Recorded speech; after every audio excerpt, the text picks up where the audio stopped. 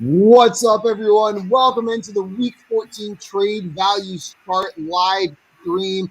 I'm Simon here, as always, with my co-host Josh, and joined by the man behind the trade charts himself, Peaked in High School. Alex, thank you so much for coming on with us again today to go over some trade questions and review your trade charts for Week 14.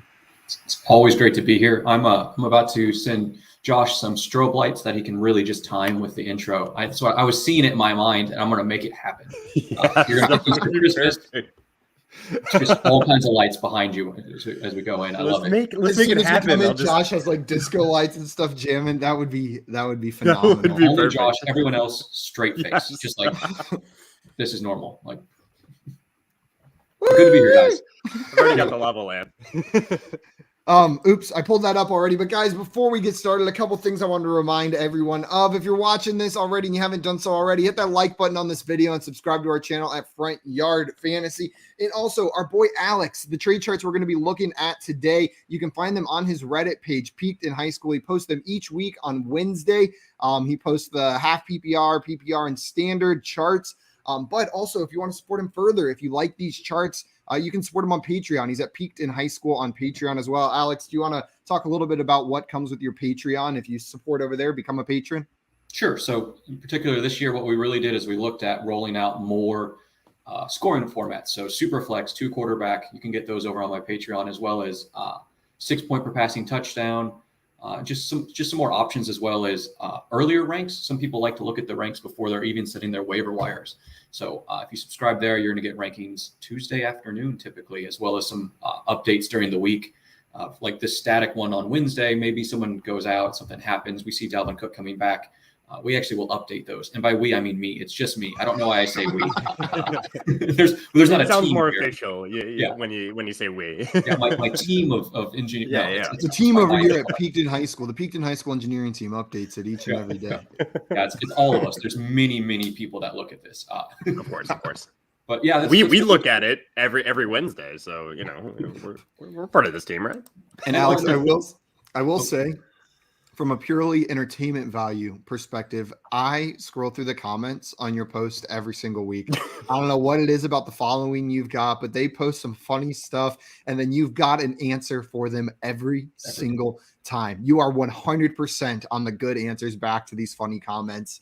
I don't know how you do it. Honestly, almost as impressive as your trade charts is the wit in your Reddit comments. It's fun to just read through there. So check out the trade charts. And then make sure you're reading the comments as well, because Alex is a funny guy over there. I try and respond to everyone too, because people ask trade questions all the time. The index threads on Reddit are a little slow. I was like, well, shit, I'll just make my own. So anytime you have a question over there, or just want to talk about, reading this chart in the bathroom, I'm all about it. That's where we are. Yeah. Yep. I'm with you guys there. Guys, we don't have any questions in here yet, but I know, Josh, we were talking before about some of the moves on here, things that surprised us. You brought up how close Dalvin Cook and Alexander Mattison were. So Alex, do you think that's just based on what you were just talking about? Like this could change if we get more news on Dalvin Cook, but this is people hedging? Yeah, I think it's definitely hedging, because they said Cook was back at practice. That's what I saw in the report yesterday. Yeah. So, if that happens, obviously Mattison, he can't go back down to his low value because, his shoulder is hanging on by hopes and prayers. So, there's a chance Madison's going to get more work no matter what. So I think that's why they kind of have him a lot closer than they would anticipate. It's a hedging, right? Yeah, absolutely. I would say Alexander Madison's value is still fair because, like you just said, Alex, that torn labrum, I think Dalvin Cook's dealing with, it was a injury that he's dealt with in the past, and the more it gets injured, the more likely it is to get re-injured. So I'm right there with you. I'm pretty out on Dalvin Cook though. If I could, if I'm still able to trade, if I'm still able to get out from underneath and still get this value, I'm fine cashing in myself. Yeah, How do you feel about Darrell Henderson down there, -12? Darrell Henderson scares me. I think Sony Michel actually has looked good in his limited action. I know that Sean McVay typically runs with one running back, right? Just kind of rolls with that back, and it's been Darrell Henderson throughout the season when he's been healthy. However, I do think that Sony Michel has earned a little bit more of a role. I think Darrell Henderson will be still a good pass catching, still a good PPR play. But when I see his value there next to Clyde Edwards-Helaire, It seems fair to me. You know, the running backs above him. Yeah, I think the running backs above him, you're a little bit more confident in outside of Alexander Mattison. I think some of it's definitely the comments by McVay yesterday or Monday about I love to have Henderson on the field when he's on the field. Like, I think I hate slapping players with that injury prone label, but like he might be one of those that kind of deserves it because I think Henderson's absolutely a better running back. He's just a lot more fun to watch, but we watch him writhing on the ground a lot. And that just stinks. Every single game, there's a play where he comes out, he's looking like he got hurt. You're nervous as a fantasy manager. So players like that do scare me. I won't call him injury prone, just like you said. I don't like doing that either, but he likes to get nicked up during the games, and he's missed a couple games this season because of it, right? What about the next one that really pops out, James Robinson? You think? James Robinson, yeah, -11. And he himself got a little banged up this game. That's what they're saying, at least. But at the same time, it was right after a fumble. It was a little bit of a weird situation where he fumbled. He was pulled from the game. They were saying it was due to injury, but he played at the very end of the game when the game was completely out of reach. They weren't competing at all. They put him back in there. So he's injured. So you decided to play him when he wasn't needed whatsoever. You're not going to win the game. So it's a weird situation. I understand why his value has dropped this much. Yeah. Did I come back just in time for James Robinson talk? Are we talking? Oh dear God. Sorry. Go ahead, Alex. No, I was just saying, I don't think we're losing faith in James Robinson, the player. I think he's just shown us that he's very good. We're losing what little bit of faith that we had in Urban Meyer. Like, I think that's pretty well gone at this point. Yeah, absolutely. Are you picking up Carlos Hyde? No. Me neither. That was a kind of a trick question. No. I really don't want to. No, I mean, I don't trust Urban Meyer to use James Robinson properly, but I trust him even less. I don't have any trust in that situation. If there's a running back I want to start there, it's James Robinson. But I guess Carlos Hyde could get some work if Urban does what he does this past week. Is there It's any really Jaguar? all about his value. If James Robinson's out, if he's not playing next week, yeah, I would love to pick up Carlos Hyde. He's going to get enough carries in this landscape of running backs to be usable in fantasy. But outside of a James Robinson injury, you can never feel confident. Yeah. Like Carlos Hyde in there. What was that, Alex? I think you're about. I was just saying, are there any Jags that you want on your team? Any at all? No, not at all. Outside of a super flex league, I guess Trevor Lawrence definitely has to be on your team. But outside of that, yeah, James Robinson. It's James Robinson. Yeah, I don't know if there's anyone else, any of those receivers that you can trust. It was Jamal Agnew for a little bit there that you could actually trust in your lineups, but out for the season. And then you were hoping maybe Visco would step into that Jamal Agnew type role because that was the role we imagined for him, but he's not doing it. It's not happening. So it's James Robinson or bust on that Jaguars offense. Marvin Jones was a startable player at times in the beginning of the year, but I don't even want to plug him in anymore. What about Treadwell? He's trending the right way. No, I'm kidding. We don't have to spend time on that. Hey, like all the draft capital in the world. He was early first round pick, in 2015 or whatever. But actually, I mean, he is on the field a ton. He's a Jaguar still. I have no interest when it comes down to it. But if you're in a super deep league and you need someone, I could see in a dynasty league, maybe out of necessity throwing him out there. But you'll cry as you do it. Did we hit this question from Bondi while I was off camera? So couple parts. We'll answer the last part. I won't comment on the ethics of what you're doing. It's different from league to league. First seed in playoffs and tanking this week to piss off a friend so he doesn't make the playoffs. So Bondi's in the playoffs, and I'm guessing the person he's facing, if that person wins, knocks his friend out of the playoffs. We'll leave that up to you in your league, how that works tanking wise. Josh, fill a full roster. Full roster, and I'm fine with it. Do what you got to do. Don't bench all your players. Yeah, as long as you're starting a full team out there.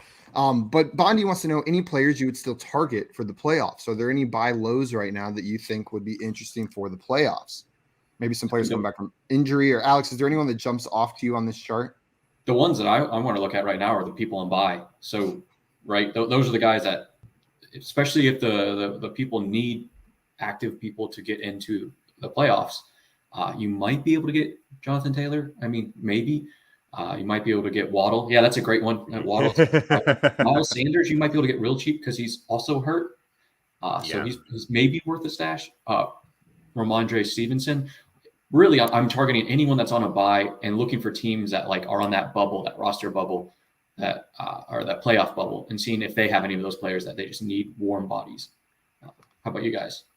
Adam Thielen, we're sitting right there staring at him. There's some receivers. He's expected to miss this week, but if he's going to be back for the playoffs, especially if you've got the bye, it's okay. It's okay. He'll be there for the playoffs, and he's a touchdown machine. That's the kind of guy I'd be looking at. Another player that maybe you could target. Maybe real people fast. are nervous about the injuries. I got to disagree on Adam. You got to disagree on Adam Thielen? I got to disagree on Adam Thielen. You're right. He's a touchdown threat every single time he's out there, but I have a feeling he's going to be on the field limited throughout the rest of the fantasy season, so it scares the crap out of me. I get that. Who were you about to say? Devos Samuel is the other one that I was. That one I do like. Absolutely go for him. Yeah. That one I do like. Another injured wide receiver, but this one he might even play this week. I know they're hopeful that he's going to play this week, but maybe people are nervous about the injury, and this is a time that you can get an elite wide receiver for a discounted price. Elijah Mitchell, same thing, where he might be out this week with a concussion. You don't know. You don't even need to know, but you're going to push the person that has him rostered. You're like, hey man, he might be out. You might need someone. Are you going to play JaMychal Hasty? No. Let me give you something. You might be able to get him real cheap. Yeah. Any other names that jump out at you guys before we jump onto some of these other questions? If someone's not fully like bought into Josh Jacobs, I think he's going to have a large workload going forward with the Drake injury, breaking his ankle. I think he's going to be more involved in the passing game. So if someone's still valuing him, lower than, a Clyde Edwards-Helaire type, Darrell Henderson type, then I'm all about Josh Jacobs at a decent value. I think his value is up to where he deserves to be. Patrick Mahomes. What about who? Patrick Mahomes. Would you take that risk of someone who's maybe out on it just for the potential upside, where you can just sit and watch for a week or two? It sounds like he said he has a bye, maybe a bye next week, and doesn't have to. I mean, that's someone that if he pops, and you win your league, that's someone I would send a low offer for. Maybe. Oh, Lamar Jackson as well. Maybe you can buy low on Lamar Jackson as well. One of these elite quarterbacks. I think that's a great idea there. Carlos in here saying, so damn nervous about Jamar and DK. I just don't think I can trade them for anyone better right now. Would you guys be trying to move Jamar and DK going into the playoffs, or are you just rolling with what you've got? And their value is really dropped. Yeah. Yeah. So what would you be looking at getting? Like a Saquon Barkley? I'm holding would tight. You trade Jamar for Saquon Barkley? If you need a running back, yes. Yeah. What about at the receiver position? Like, would you trade Jamar Chase for Devos Samuel if you could get that done? Yes. Yeah. I'm trying to think, like, are there any receivers above this guy or maybe a little bit below right now on the trade values chart that you would rather have than Jamar and DK? So like a Terry McLaurin is right there below those guys. Would you rather Terry McLaurin over either of those guys? DJ Moore, Hollywood Brown. I think they're on the same situation where those guys, they're that whole tier. Would you trade Jamar Chase for Higgins right now? Right? It's kind of all the same. I couldn't do it. But I love Higgins. I love what I've seen out of Higgins lately. That if I was ranking these guys, putting them into tiers, T. Higgins and Jamar Chase would be in the same tier for the rest of the season for me. Interesting to say. We wouldn't have said that 5-6 weeks ago. That's for sure. I don't think Jamar Chase is necessarily the right answer in the Jamar Chase versus Higgins rest of season debate. I just couldn't pick Higgins. There's just too much upside with Jamar Chase for me to make that call. But there's a very real chance Higgins is the right answer rest of season for which one you'd rather start. I'll tell you this, just real fast on Jamar Chase and DK, like we kind of were already saying, you're probably not trading either of them. They both have so much upside. They've both been disappointing the last few weeks, so their value's low, but they are a threat to, win you a fantasy week with just one play every week. So I still have confidence in them. I still feel good about them in my lineup. Russell Wilson looked better last week, so that's good for DK. I think things are going to even out for both of them. Can't get worse, right? Yeah, exactly. They're both so talented. You feel confident still. Joey in here has a question for us. Says, for a dynasty team that is out of the playoffs, what kind of pick should I try and target to send Alexander Mattison to the needy Dalvin Cook manager? I think you could target fairly high. I'd start with a second, and then go from there. I wouldn't accept a third. Nope. And I wouldn't take a third. Yeah, you're right. I probably wouldn't take a third for Mattison. Would you dare try a first? Do you think if it's a team in the playoffs, it's going to be a late first? dare Is there try. in the world? What if you send your second, which is probably going to be There we go. you send your second and then ask for the first back. Do you guys? Now, this actually brings up a question. Do you guys snake draft in rookie dynasty? Yeah, right. No, It's linear. Rookie's linear. Yeah. Yeah. So would the difference between your relatively high second to their back end first be Miss Mattison? That's too much, right, to give up for Mattison, or not enough to get back for Mattison. I'd probably try throwing a third on. I would try to throw Mattison in a third for somebody's first. I'm not sure it's going to get accepted. I'd be willing to throw 2 thirds, a future third, this year's third, and Mattison for a first round pick. I really like a deal like that because, or hell, or whatever, I'm willing to trade a third in any situation to get what I want.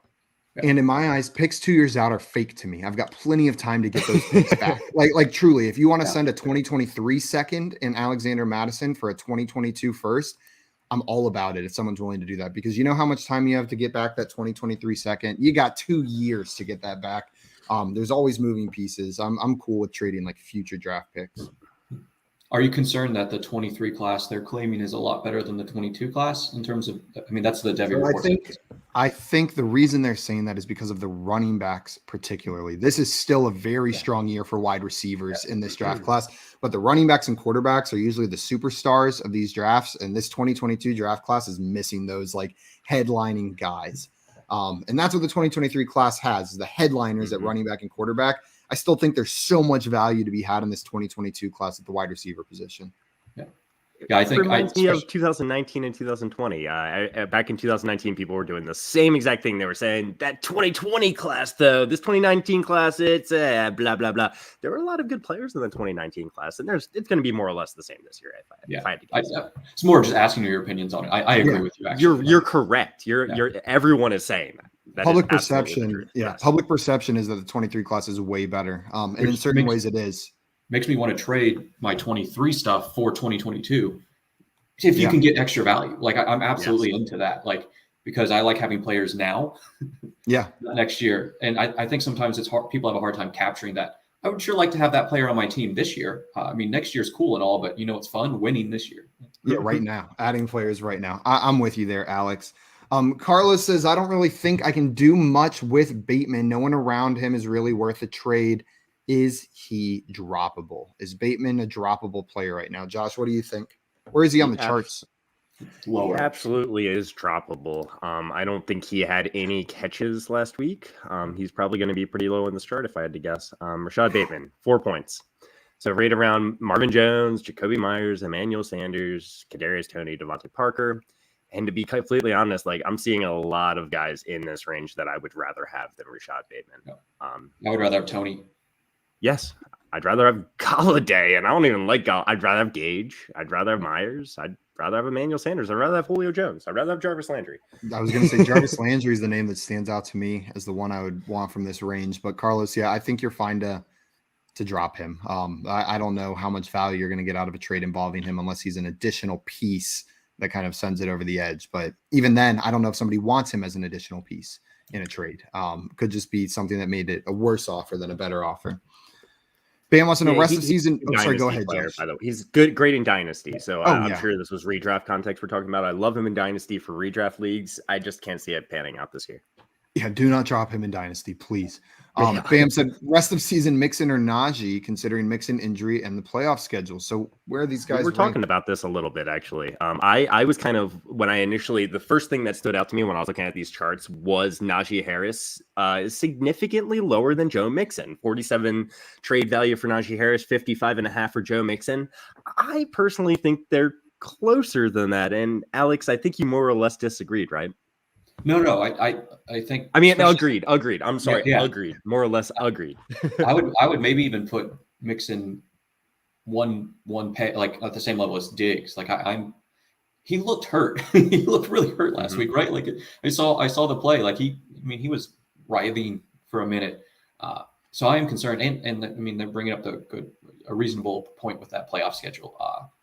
I think they're similar. I wouldn't trade either of them for each other, right? Like. If I have one, I would hold them. If he, let's say, has both of them and he's trying to trade one, which one would you try and trade? Either of you. I'm thinking through this right now. I would rather have Najee the rest of the season than Joe Mixon, and I love Joe Mixon. It's simply because of the injury risk, and I think Najee Harris has a safer pass catching floor compared to Joe Mixon. Maybe Joe Mixon has more guaranteed carries, but they both have guaranteed carries.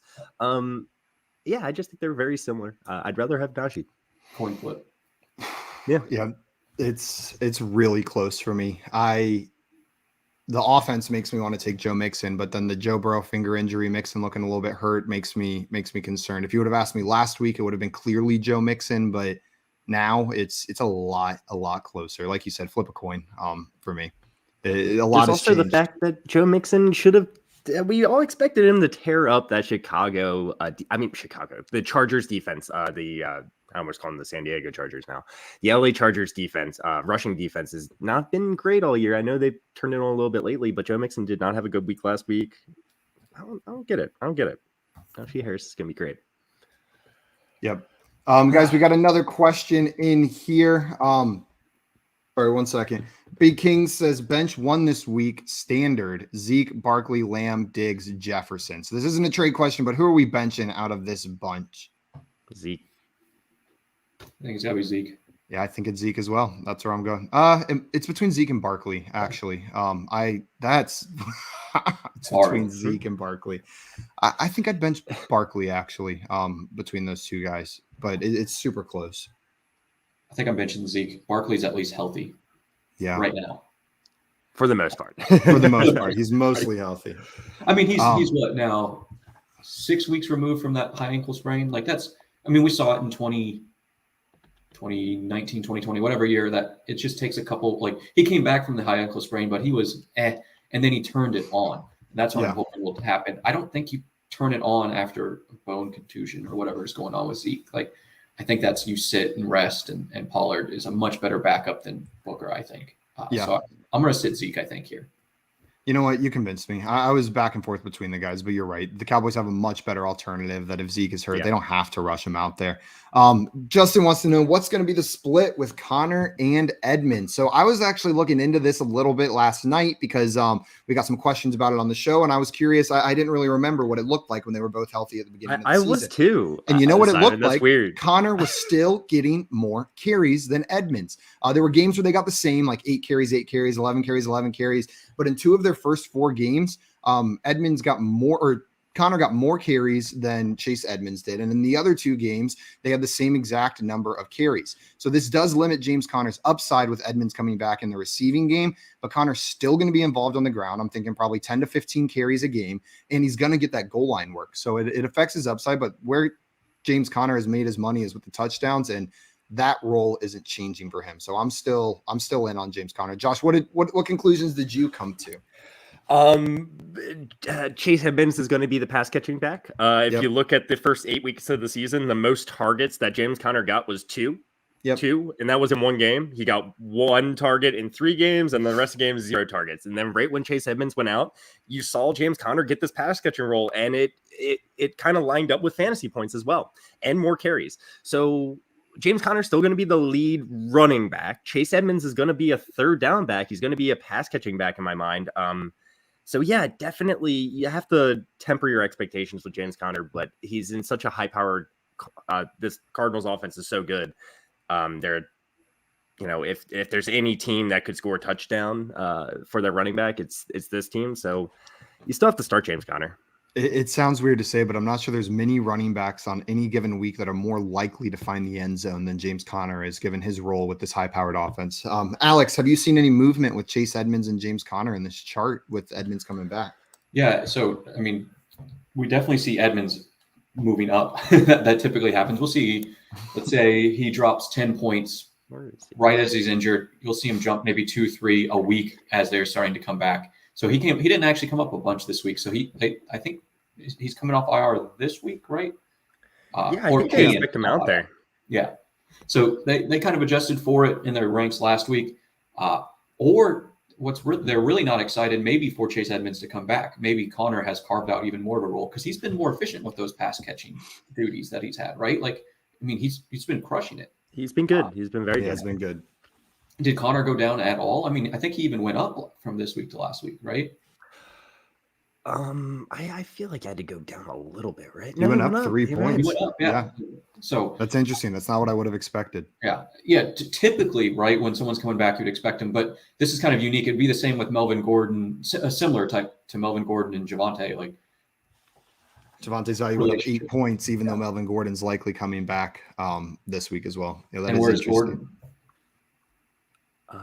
Let's see. Melvin Gordon is here at 12. So he went down 3. Yeah. That's probably too low if he's coming back this week, to be honest. Yeah. I will say that Chase Edmonds was very efficient when he got carries, though, too. Averaging 5.66 yards per carry. That he's going to get work, right? He is going to get work. Yeah, I agree with you, Josh. He's going to get work, but Connor's the guys there, in my mind. We have another split backfield question, and I'm curious how far apart these guys are on the charts. So A.J. Dillon and Aaron Jones. So I see A.J. Dillon there at 15.5. Is Aaron Jones above or below him, Alex? Above. At 24.5. 24.5. But that's a lot closer than I imagine it was right before the injury. And now both of them are healthy. They're quite close. Alex, how do you view this split in this backfield? I mean, it seems to be a lot closer to a 1A, 1B, which just makes me very sad because I'm overexposed to Aaron Jones. And that's probably going to kill my playoff hopes in almost every league. I'm upset by it. And I think it's risky to start them both. I think that what it does is it really – I don't think it's like a Kamara and Ingram level of, when Kamara was a rookie where they both were very startable. I expect starting both of them capture upside. I don't think they're both going to end up with 2 touchdowns and 100 yards. I don't think that's what their game's going to do because Aaron Rodgers wants to throw the ball and wants those MVP votes. So I would maybe just take a bet on one and hope to spike. That's how I play, though. Like, I think you're capping your upside by starting both. Yep. I'm with you. When it comes down to it, I envision this as more or less like the Javonte Williams, Melvin Gordon split. Where, they probably will get a little bit less work than those guys typically too, because like you said, Alex, this offense is efficient. They're probably going to pass it more than the Broncos do, but that efficiency could lead to more scoring opportunities, right? So, and more just open running lanes. So yeah, it's very similar to that situation for me. But Aaron Rodgers loves to throw it to Devontae Adams in the red zone. Yeah, that's true. He does. That's absolutely true. And he's not wrong. It works. It does work. No. Right. Bam has a question for us. He said, in full PPR, should I do CD and Mixon for Cup? So wants to trade CD Lamb and Joe Mixon for Cooper Kupp. My current starting running backs are JT, Najee, and Mixon. And if I were to do the trade, it would be Tyreek and Kupp. So he would have JT and Najee and Tyreek and Kupp, and it looks like Waddle in his flex. So he's replacing CD and Mixon with Waddle and Cooper Kupp. So let's say, is the difference between Kupp and CD enough to overcome the difference between Mixon and Waddle in PPR, right? That's effectively what he's doing. That's effectively what he's doing, yeah. He's upgrading from CD to Kupp, which is absolutely an upgrade. But Waddle and Mixon in full PPR. What about this week? Waddle's on bye this week. Who would be his flex? This is tough. I'm not sure I could do CD and Mixon for Cooper Kupp. I think I'm on the CD and Mixon side. I understand the desire to upgrade one of those starting positions, but you've got great starters, and I think it's too big of a downgrade at your flex to go from Mixon to Waddle. I will say this. I think it actually does improve your starting lineup, and I know we talk about this all the time. You gotta take some risks to win a fantasy championship. Players on your bench aren't going to help you as much, but at the same time, I couldn't make this trade. I do think it improves your lineup, but it's too much value to give up. If an injury happens, you're gonna be happy that you still have Joe Mixon and CD Lamb there. I think so. I mean, too much for me. Could you not get Mixon for Kupp done? That seems totally reasonable. Or even like Mixon and Waddle for Kupp instead of Mixon and CD for Kupp. Like maybe you could try that. Then I'd be a lot cooler with this if you shipped not CD Lamb over there with Mixon for Cooper Kupp. Yeah, it's definitely just too much, but I like Mixon plus Waddle for Kupp. I think that's a very fair trade, to be honest. Yeah. Let's see. Justin said MVS or Jalen G on the Chargers, assuming no Keenan Allen this week. So Jalen Guyton, I believe, is his name, or Marquez Valdez-Scantling. Which one would you guys go with? Marquez Valdez-Scantling has looked pretty good the last couple of weeks. He's getting targets. He's on the field a lot. I know Jalen Guyton just had a good week, and Keenan Allen's probably going to be out with COVID, we assume. So they're very close in my mind. I lean Marcus Valdez-Scantling. As do Going I. MVS, yeah. Me too. Then you don't have to worry about Allen being out. You can just set tight and move on. Yep, completely agree there. Carlos said in a similar situation, I think the return of Aaron Jones hurts AJ Dillon more than Edmonds hurts Connor. However, the first week Jones was back, didn't back that up. So curious if that's going to happen with Edmonds and James Conner again. We'll have to watch that situation, guys, see how that plays out. But I expect that you're right. I think in the long term, we're going to see that you're right. Aaron Jones being back is going to affect AJ Dillon more than Edmonds being back is going to affect Connor. And I think that's just Connor has the role solidified as the lead ball carrier, I think, like the lead running back. Whereas AJ Aaron Dillon Jones doesn't. And AJ Dillon are kind of like, they have, they're definitely different running backs. AJ Dillon's a lot stockier. He's a bigger guy. But they have a pretty similar skill set when it comes down to it. So it's not where like Chase Edmonds is obviously just like a pass catching back more or less. And James Conner's more of that hard nosed runner where, you kind of can see their different roles. That's why it's a little bit more confusing with Aaron Jones and AJ Dillon in my mind. Also, random thought with the question from Bondi earlier about players to target if you've got a first round bye in the playoffs, a guy we were just talking about that might miss this week that is a top tier wide receiver. Keenan Allen could be a guy that you could target if he's going to be out this weekend. Go to see if the Keenan Allen team needs to make the playoffs. If they need something now, he is a unreal asset to acquire for the fantasy playoffs. One of the best wide receivers in fantasy. You might be able to get him on a discount this week. What about Waller? You think Waller would be another one you would be targeting? I'm probably not paying up what is required to get Waller. If I can get Waller on a discount, then sure. But man, I think the perception that people still have with his name is more than his value right now. Even when he was healthy, he had that one big game week 1, and then it's been pretty disappointing outside of that. And I was the biggest Waller guy this offseason. But yeah, I'm not sure I would pay up to go trade for Waller right now. Gronk, I'd pay up for Gronk.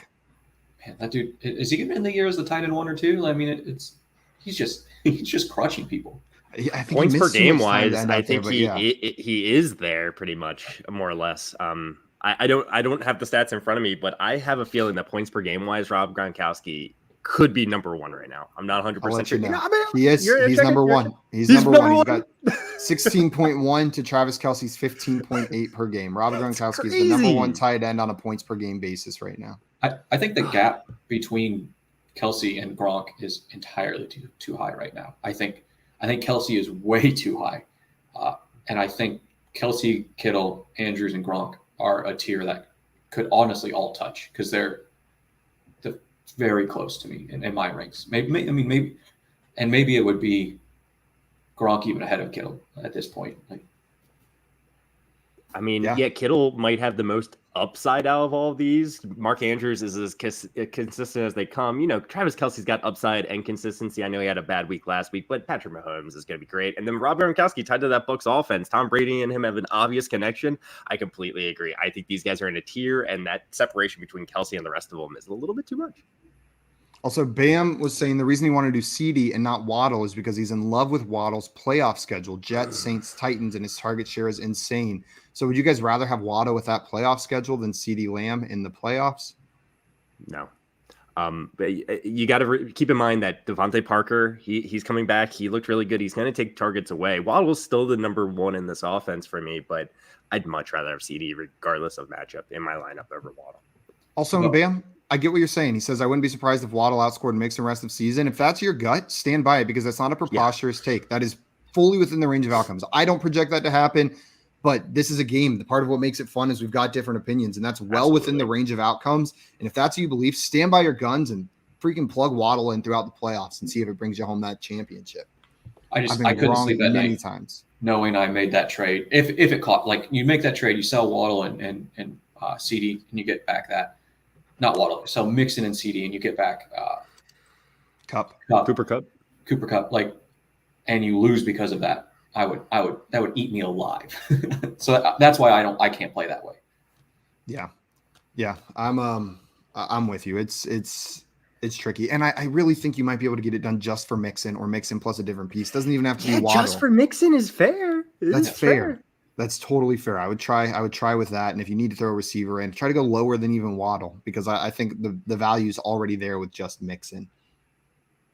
Let's see. We had another question in here. Status on Waller and Debo. So that's not going to be on the charts, but do we have any updates, Josh? Do you know about their status at all? Are they still day to day? I personally expect both of them to play, but yeah, there's nothing firm yet. I think both of them have practiced in a limited fashion, but again, I'm not 100% sure. I would have to check on that. I think it's what we saw on both of them. Yeah. I'm less sure about Waller. I think he might be out. I don't know. But they need him. I'm not saying that's a reason he should play or anything. They really do need him, though. Let's see. Waller's day to day. They expect Devos Samuel to play. They really need Debo because they are obliterated at running back right now. I'm sure he'll get 10 carries. Yeah. B Kings wants to know Conklin or Fant this week. Alex, what do you think here? Are you going Conklin with Thielen out or Noah Fant in this Denver offense? It's absolutely Conklin. I don't think it's close. I don't know if I want to start Fant ever. Josh, what about you? I am right there with you. And it comes down to Adam Thielen being out, right? Conklin's going to get more targets. We saw that last week. And Noah Fant, ever since Jerry Jeudy's came back in this lineup, he hasn't been a guy you want in your fantasy lineups. I mean, none of the catching Broncos. Sorry. I absolutely want both Gordon and Javonte. Yeah. But I was like, please don't attack me for my Javonte take that I'm not making. But yeah, no. Gerard, what are you saying about Javonte? He's an attractive man. That's what. No. He is.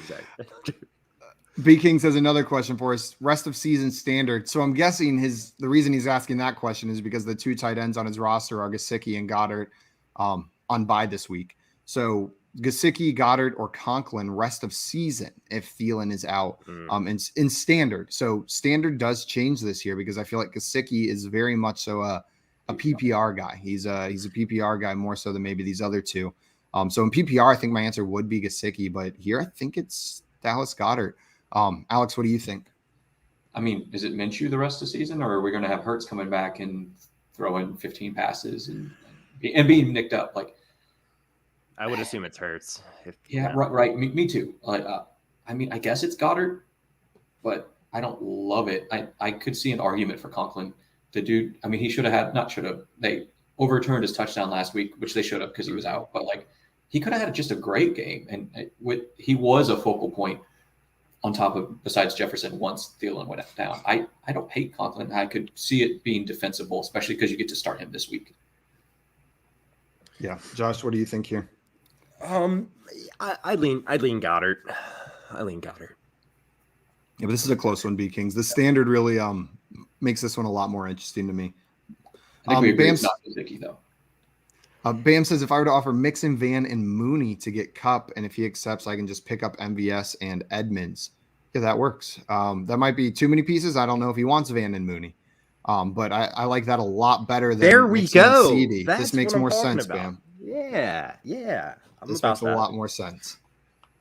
What do you think, Alex? Yeah, I like those ponies for a horse, and I always love the option to pick up more people. You think it's Brian Edmund or like Chase Edmonds? I was about to say Chase Edmonds should be rostered. Yeah, I was like, I Chase Edmonds is on your waiver wire. Then you're good. Yeah. I would drop Van Jefferson to pick up Chase Edmonds right now. Yeah, I probably would have done. I wouldn't do that. Carlos has a question for us. Says, I think I missed the answer to my question. I'm not sure we hit this one. With Dak being inconsistent as of late. Yeah, I didn't see it in there. My apologies, Carlos. Is right now a good time to try and trade Dak for someone like Aaron Rodgers or anyone around there? So with Dak's inconsistencies, would you guys be looking to move Dak for a different quarterback? I mean, I guess I'd prefer the next five guys underneath them going into the playoffs. Patrick Mahomes, Lamar Jackson, Aaron Rodgers, Justin Herbert, Matthew Stafford. Give me any of those five guys. Same. Josh, what do you think? Would you prefer those five guys over Dak? Yeah, Dak does have a pretty nice schedule coming up. Yeah.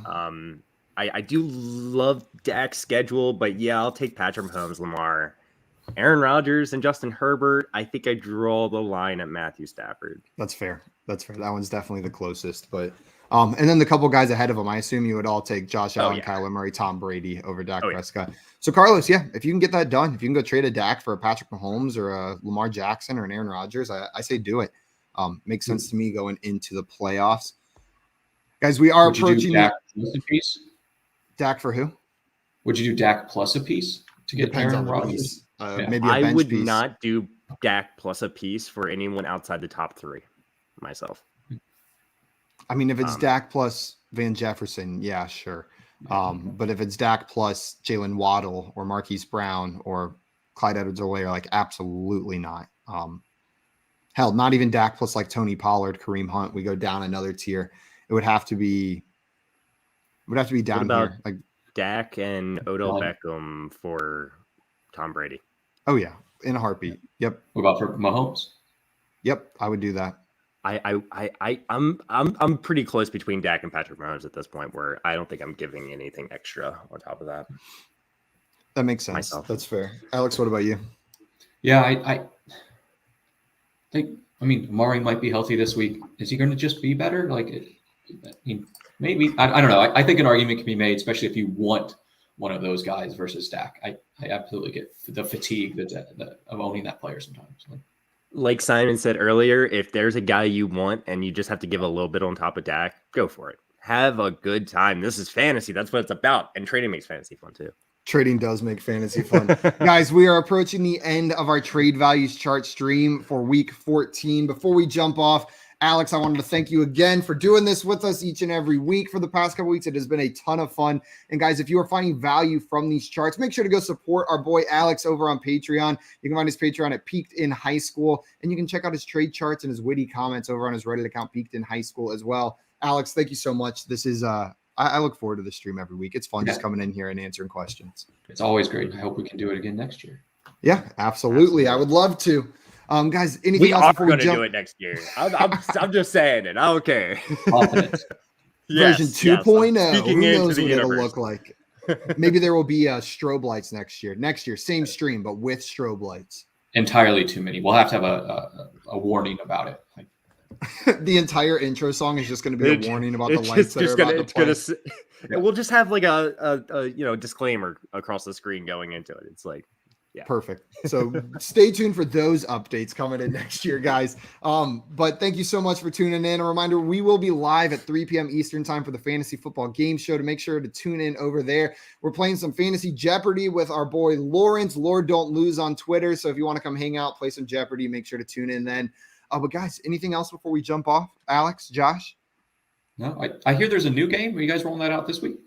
Yeah, on Friday. On Friday, there's a new game being rolled out, so we'll see how that goes. I'm excited. Should be fun.